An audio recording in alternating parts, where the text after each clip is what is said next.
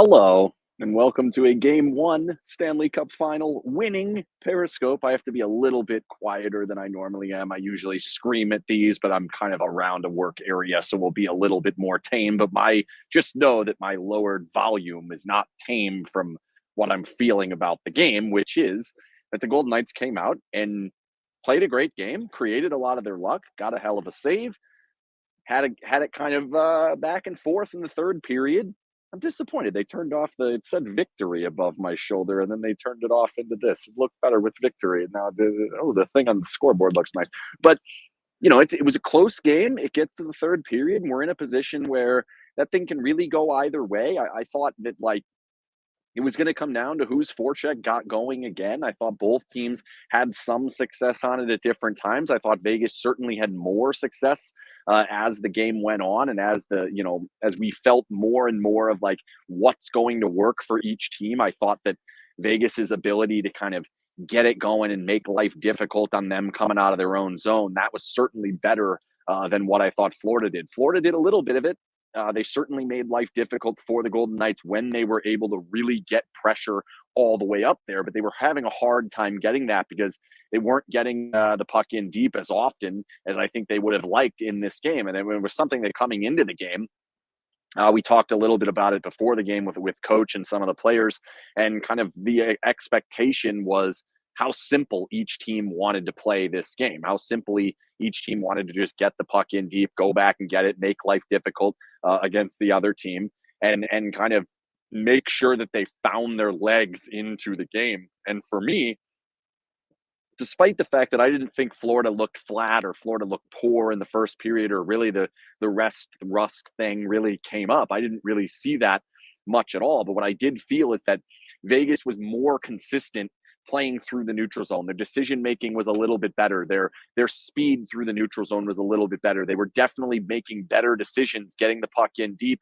and making sure that they were able to get down there and kind of make it hard to make that first touch, make it hard to move the puck over and find a way to make something happen. And that's kind of, to me, the difference in the game, at least certainly the beginning of the game, and certainly the portion of the game that kind of got Vegas out to a good situation at up 2-1. Unfortunate, the goal that goes in right before the second period. Obviously, I think I do agree with Cassidy on that one. He basically said, they kind of seemingly deserved a goal at that point. They were kind of coming, they hit a couple posts, they were making life difficult. They were getting kind of in front of the net and getting some of these dangerous opportunities, and then to have the goofy bounce. And it's really the one bounce that didn't go Vegas's way today. And that's certainly, to me, a good indicator of how the game was going, that these opportunities that were bouncing Vegas's way, it's because of the way that they were playing. It's because of the pressure that they were putting on Florida. And yes, in some of the cases, you are half an inch one way or the other. Mark Stone's stick is right at his shoulder length, as opposed to a Montour shot that's just out inside of the post or right on the post, as opposed to into the back of the net. Those little bounces, obviously you do need some of them, and the Golden Knights got basically all of them in this game, outside of the one that bounces off of Whitecloud's foot and through Hill's legs. But overall, it's a game that, systems wise, we were hoping that Vegas was going to be able to handle the physical forecheck of Florida. And I thought for the most part, they did a really good job of that. There were a couple breakdowns. The game did open up quite a bit more than I think we were expecting. And I think when you look at kind of, are we going to end up in a rush game, in a rush style of game? The Golden Knights probably do not want that, because of the fact that that is going to lead to probably some of these more dangerous opportunities for depth lines down their lineup that I don't think are going to be able to do much if they have to forecheck all the way through. So to me, the game opening up wasn't necessarily a good thing. Now, granted, the game opens up a little bit and Vegas gets the third goal off of it. And it's a good play by Eichel on the exit. Really, Marchessault starts the exit. It kind of pops this little semi 2-on-1 kind of a break, whatever it happens to be. Bobrovsky stones the shot by Barbashev, but then they just worked to get it. Eichel worked to get it back. Eichel got it back down to Barbashev. He worked to get it up across over to Whitecloud, and then Whitecloud patiently waits for the traffic in front and makes sure that he just kind of throws a soft one through there to make sure that it's on goal. That traffic, get through that traffic. And I definitely think that's something that we learned in this game, is the Golden Knights have a plan of doing a little bit more of, and I hate, I mean, you guys are going to lose it on me here, but they are going to look to spray and pray a little bit more in this series because Bobrovsky does play kind of low. Bobrovsky is kind of trying to crouch down. So if you can shoot those shots up towards the corner, they don't have to be all that hard. You just kind of have to put him in the right place. And if he's not going to be able to see them getting traffic in front, that certainly can be an avenue that the Golden Knights can take. They took it twice today. Theodore's goal is that. White Cloud's goal is that. They had 12 shots from the defenseman, if I calculated that right before I was trying to ask a question to Cassidy. I believe it was 12 of the something like 30 something shots that they got. So a lot of defense, active defense in this and what they were trying to do. What I liked about it was how much puck carrying we got from them. I liked that Martinez was carrying it a little bit. We saw Pietrangelo carrying a little bit, kind of added a little bit of a wrinkle to the Golden Knights game that I think we haven't seen a ton of throughout the course of this postseason. And to get 2 goals from the defenseman goes a long way. Like that's basically, not even basically, that is the difference in the game. That's how the Golden Knights went about winning this game, is they got some big time goals from defensemen and they're just putting pucks on net. Yeah, didn't even have to win the net front battle necessarily. They're just having guys in front and making things happen. And then obviously I think the game in many ways turns on the save by Aiden Hill. I think that absolutely changed the game. That's an unbelievable play that they make. I believe it was Montour to then Tkachuk and then Cousins, and he just didn't quite get enough on it. Hill is able to dive back, makes an absolutely incredible save, and it's the type of save that we saw 5 years ago went the other way. I'm not going to go too much into it. You guys know what I'm talking about.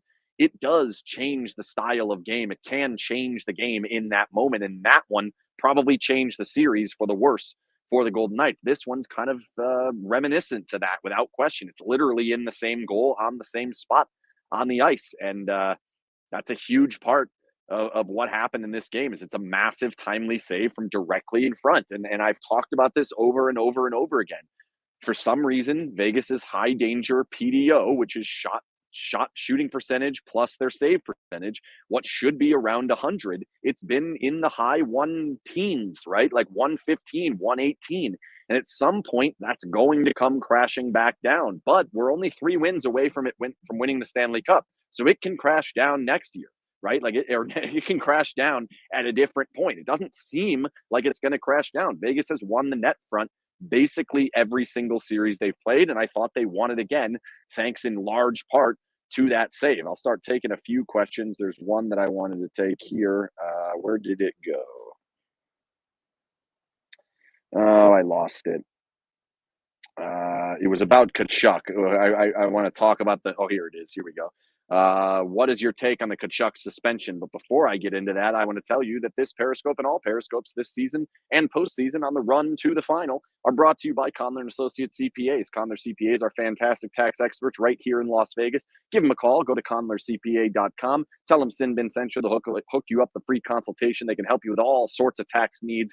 All the way this long, far away from tax day, you still want to make sure you've got them on your side. They will help you with anything you need. Tell them SinBin sent you. They'll hook you up with a free consultation. They're great people, great fans of the team, great fans of the site. Fantastic. Definitely check them out. So back to the Tkachuk suspension.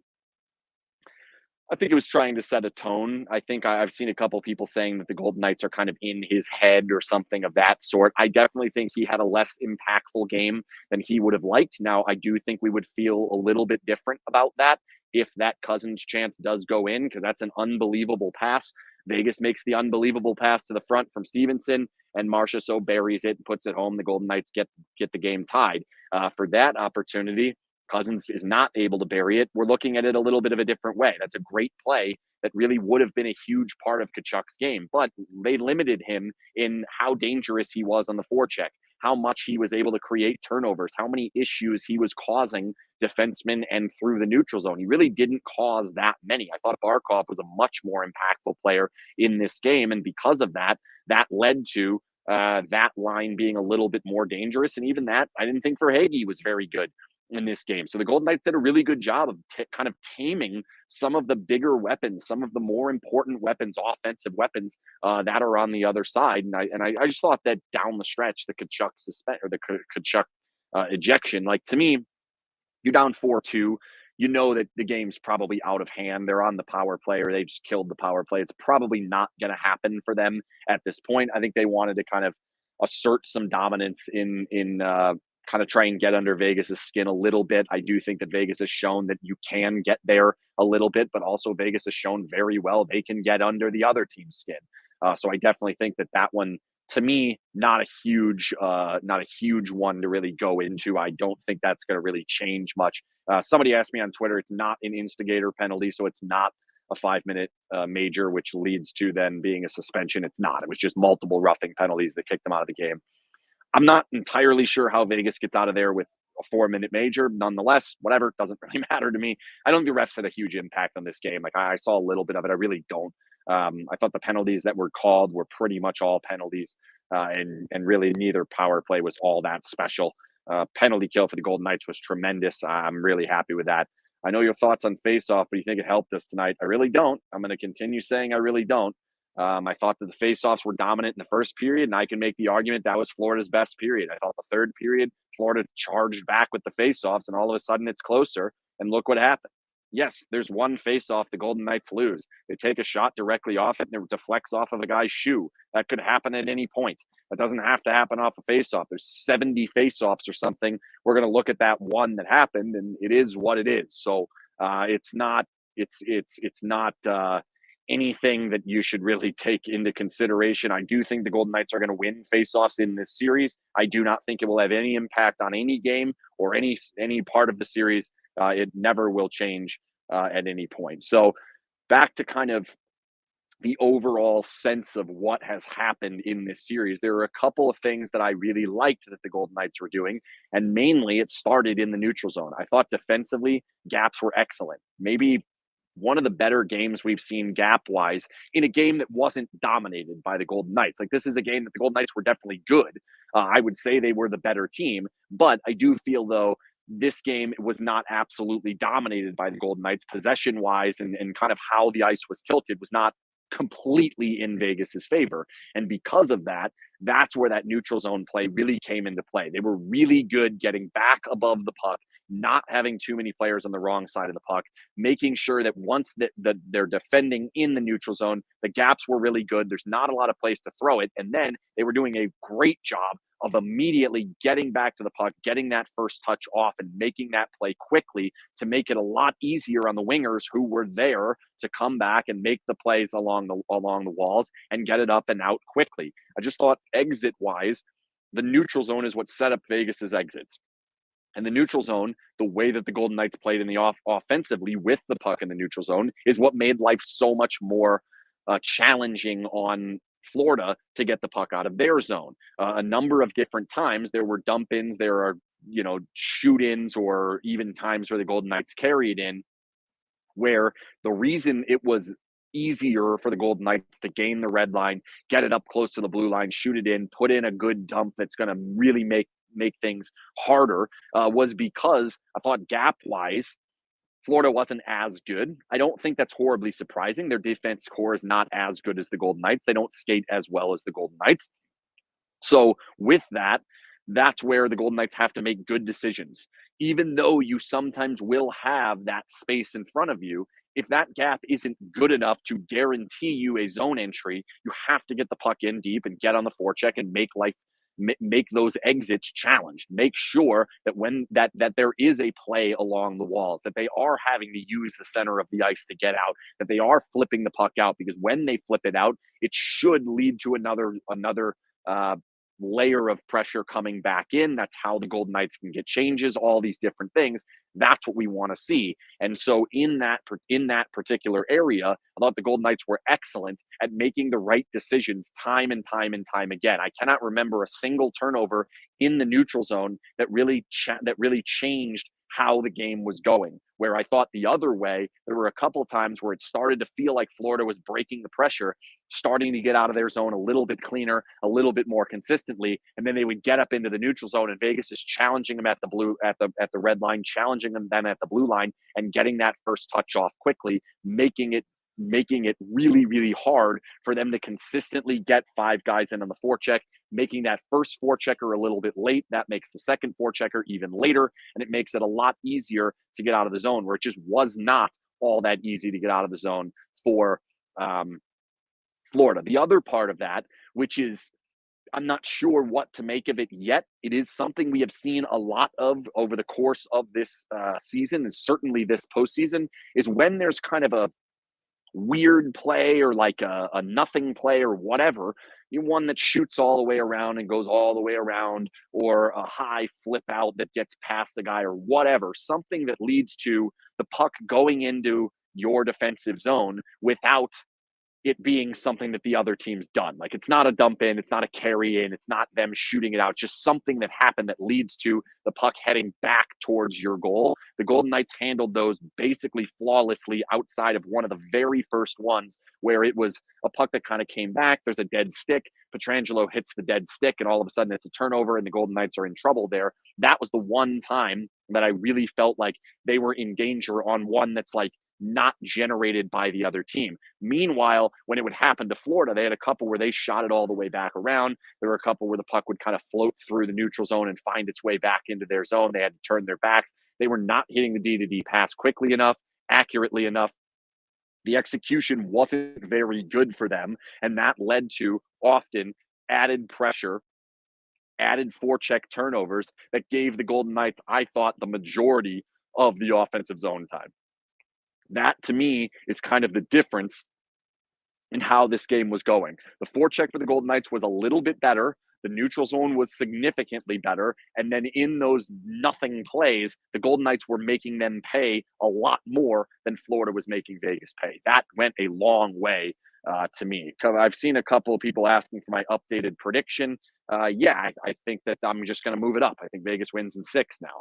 I do still think road teams are going to get a lot of the games. I really do. I don't think it's going to change all that much, which leads.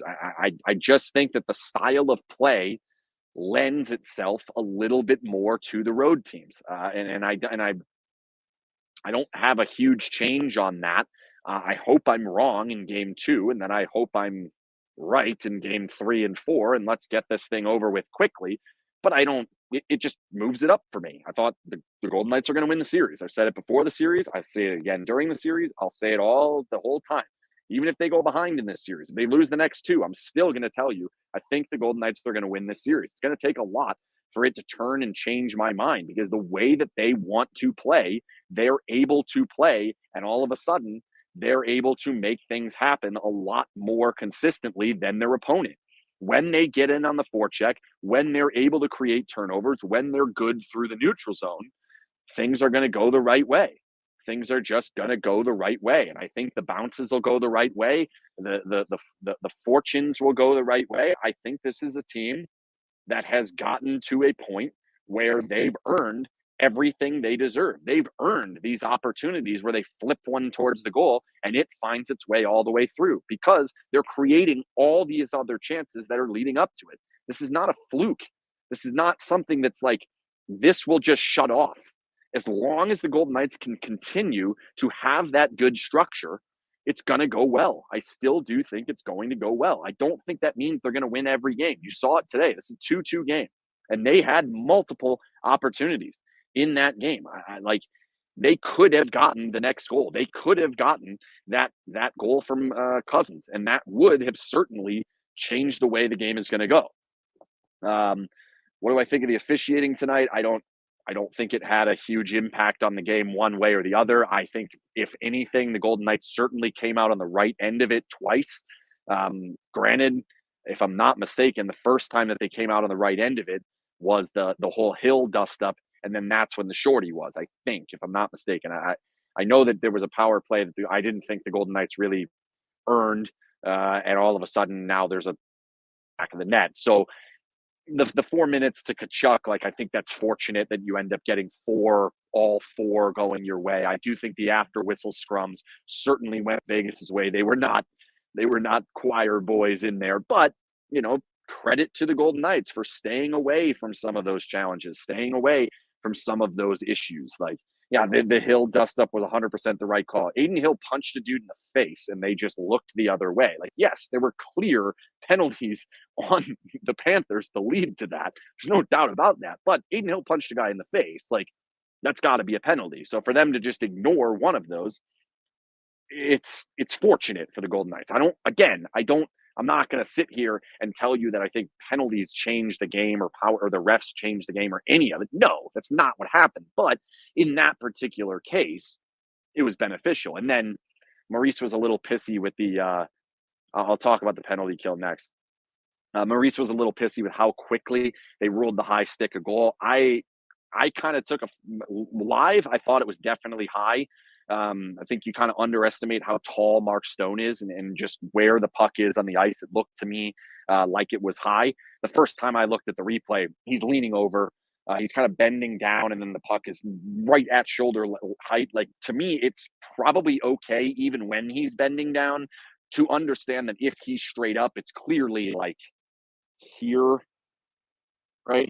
Not over here. And that for those who don't fully understand the rule, because a couple people discussing this in the press box. When the puck goes off a high stick directly into the goal, it's the crossbar. It has to be lower than the crossbar. So if Mark Stone had batted that straight in, that would have been no goal because that would have been above the crossbar. However, when you bat it down and then you play it, which makes it a legal high sticking play or low, whatever, down to your own stick, then it only has to be your shoulders. And it does matter how tall the player is. It's your shoulders. So if Marchessault does it, it is different than Mark Stone doing it. Because of that, that's why that play was okay.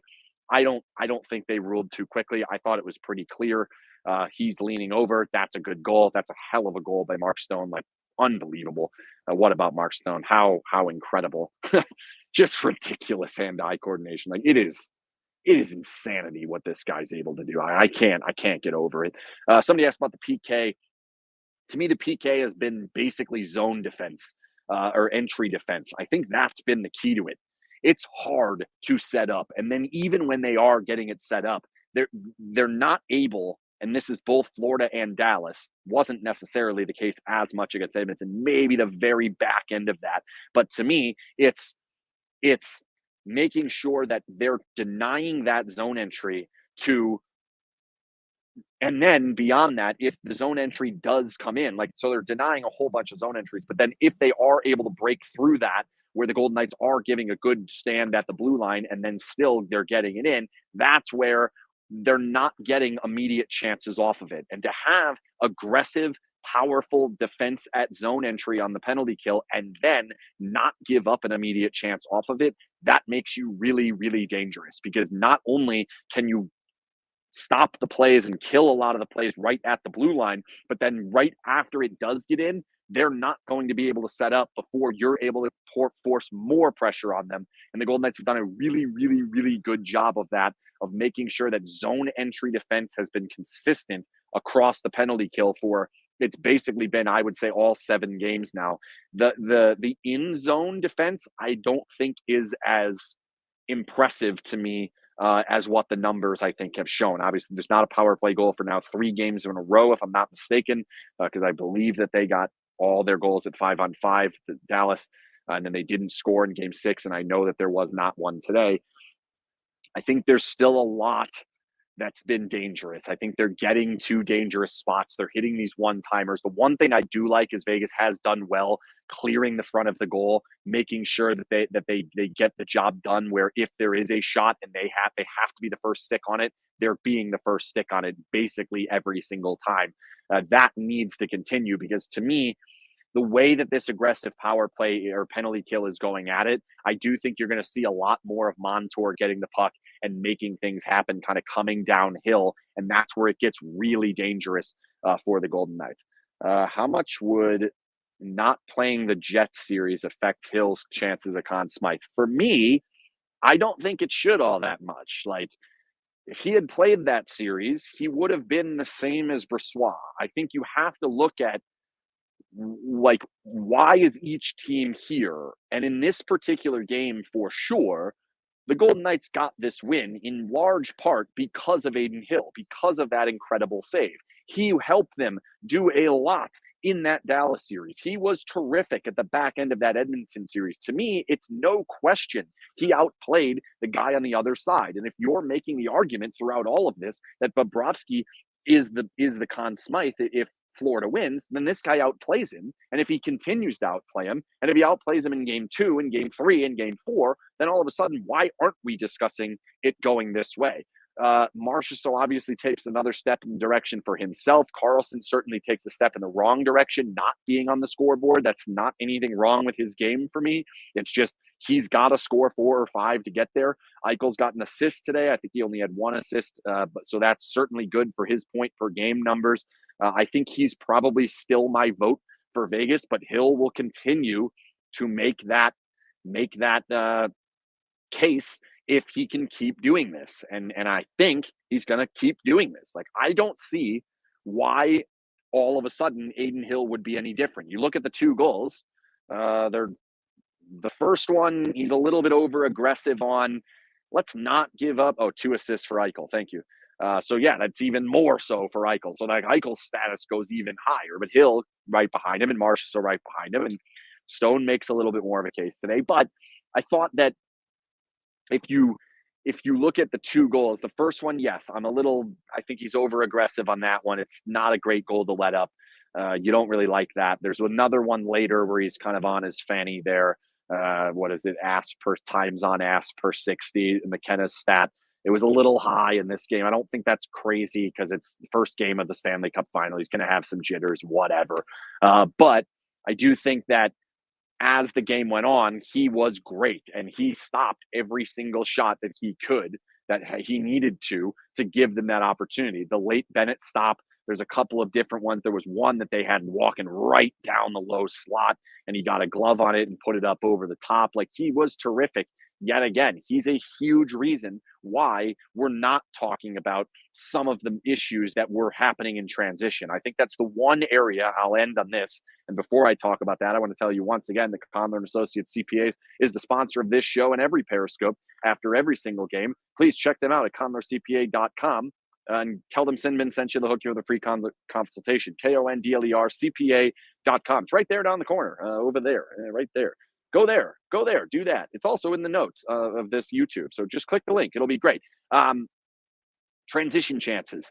It's the one aspect of this game that I look at and I'm a little bit concerned with, is that these transition chances to me were mostly born out of good plays that Florida was making. When they were getting their exits, when they were getting a clean exit, they were constantly hitting passes from defensive blue line all the way across into the offensive zone or directly at the other blue line, certainly past the red line. They were hitting these 2-line passes constantly, right?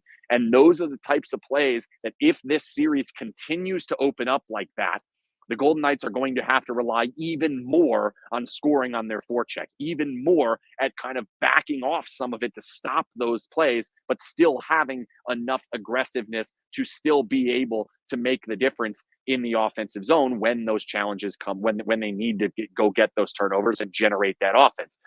It's just, to me, as the game opened up, each time it opened up, I felt better for Florida than I did for Vegas. And that's not a place we want to be. And normally I'm pretty comfortable with saying, oh, let's give Vegas eight breakaway chances and you get 8 breakaway chances. I'll feel like we've got our chance. With Bobrovsky back there and just the danger that this team has and how they ran out to a President's Trophy a year ago was doing it on the rush. They are still an elite rush team if given the opportunity. They play a much different style of game. But if you give them that opportunity, and if you give them that opportunity by overcommitting, and you're doing it with them making the right play as opposed to you making mistakes, I think it's easier to say, okay, we've made our mistakes. And that was a couple of them. Certainly the breakaway in late in the shorthanded situation, that's without question an error from the Golden Knights. But they had some other ones earlier that they're making a stick play in the defensive zone and then popping a long pass, and that's generating quick transition that put the Golden Knights under a lot of stress that I don't want to see moving forward. I don't need to see 2-on-1s one way, 2-on-1 the other way more often. As often, I guess, as we saw in this game. I'd like to see that significantly less. And if that's the one area that I look at and I say, well, how did we get to that? What is going right? What is going wrong? And just off of live look, I'll take another look at it either tonight or tomorrow when I watch the game again. Off of live look, and the first time I watched it, it felt like it was them making good plays. When they would break Vegas's pressure, when Vegas's forecheck would be slightly late, that's when we started to see some of those issues. Let's see if this awful power play can lift the cup. Yeah, I mean, power play is not good. It's not going to get better. I do think they just need to funnel more pucks to the goal. Just again, it's less of shooting and more of getting it up there and making it happen. I made this prediction earlier. I'm changing it to Vegas in 6. Um, that's I'm just moving it up one. I had Vegas in 7. I still think road teams are going to win a lot of games. It is pretty wild though that Florida still never won here. In the history of the franchise, Florida has never won at T-Mobile Arena, and now their Golden Knights have an opportunity. If they can keep it there, they're going to go down to Florida with a 2-0 lead. That's pretty awesome, pretty amazing to possibly have that headed down there. But I do want to caution people, like understand, this team's been in a bad spot. They were in as bad a spot as basically you can get. One game away from as bad a spot as you can get. They were down 3 of 4, or 3. Yeah, they lost 3 of 4. They were down 3-1 to Boston, the best team in the NHL this season in the regular season. I don't think they're the best team in the NHL now because I think the Golden Knights are, but they've been in a bad situation. So don't discount them. And I don't think like there's much to be made about what happened 5 years ago and the Golden Knights being up 1-0 and then losing 4. I don't think that's not, I don't, it's not going to happen again. I'll just flat out say it's not going to happen again. I don't think that they're going to get in that situation where all of a sudden this team's going to figure them out. I do think this game was ragged. This game had some of that back and forth that could have potentially gone against them. That's very common in a game 1. I'm not overdoing it on game 1. That's why I'm leaving it at Vegas in 6. But I do think that the Golden Knights are in good shape. I do think they're going to, I still have a really good feeling that they're going to get this done. But Florida's going to push back. Florida's going to make this hard. Florida's going to get some of these chances in front and finish some of these chances in front. And Golden Knights are just going to have to limit them as much as possible and then certainly limit the rush quite a bit more. Thanks again to Conn and Associates CPAs for sponsoring all the Periscopes this season. We will do it again on Monday night for game 2 right here at T-Mobile Arena. I should be right back here or somewhere near. Stories coming up to the site the next couple of days. I'm not entirely sure what they're going to be yet, but we will certainly have something up there. And that's it for tonight. The Golden Knights are up 1-0 in the Stanley Cup Final. Just keep saying that out loud. It is pretty unbelievable. They are up 1-0 in the Stanley Cup Final. As great as this franchise has been, the unbelievable run this franchise has been on for the last 6 years, they are now 1 win away from beating all of it. That's amazing. That is absolutely incredible. And I'm very confident they're going to get at least that 1 more win. I'm real confident in that. And I'm very confident they're going to get 3 more. And we're going to have a lot of fun whenever they decide to do that. Golden Knights are up 1-0 in the Stanley Cup Final. That's it. Good night, everybody.